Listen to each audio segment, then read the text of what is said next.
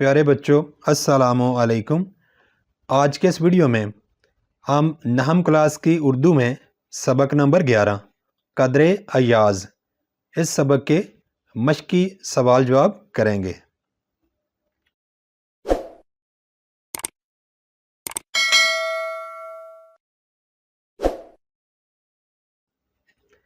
سب سے پہلا سوال ہے، مصنف کو کس قسم کا بنگلہ رہنے کو ملا تھا؟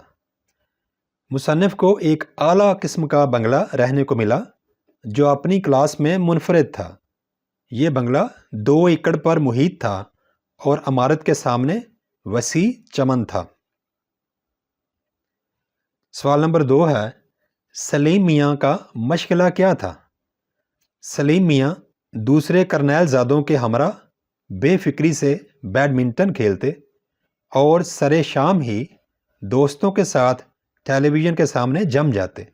کیا مجال جو کوئی غیر اس مشاہدے میں مخل یا شریک ہو؟ سوال نمبر 3، سلیم میاں علی بخش پر کیوں برہم ہوئے؟ برہم کا مطلب ہوتا ہے ناراض ہونا۔ سلیم میاں کی غیر موجودگی میں ان کا دوست امجد ملنے آیا۔ علی بخش نے اس کی خاطر خواہ خدمت نہ کی، جس پر سلیم میاں علی بخش پر برہم ہوئے کہ امجد سمجھے گا ہم دیہاتی ہیں اور ہمیں تواضع کا سلیقہ نہیں۔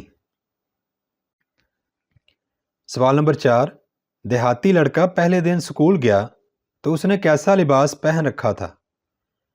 دیہاتی لڑکا پہلے دن سکول گیا تو اس نے ننگے سر پر صافہ باندھ رکھا تھا، بدن پر کرتا اور تہمد اور پاؤں میں پوٹھوہاری جوتا تھا۔ سوال نمبر 5، ماسٹر جی چھوٹے چودھری کے گاؤں کیوں گئے تھے؟ ماسٹر جی شکار کے شوقین تھے۔ ایک دفعہ دسمبر میں شکار کرتے کرتے چودھری کے گاؤں جا پہنچے۔ سوال نمبر 6، ماسٹر جی کو چائے کیسے پیش کی گئی؟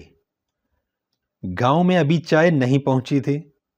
مہمان کی خواہش پوری کرنے کی خاطر بڑی دوڑ دھوپ کے بعد حکیم صاحب کے گھر سے چائے ملی اور ماسٹر جی کو پیش کی گئی، لیکن وہ کامیاب چائے نہیں تھی۔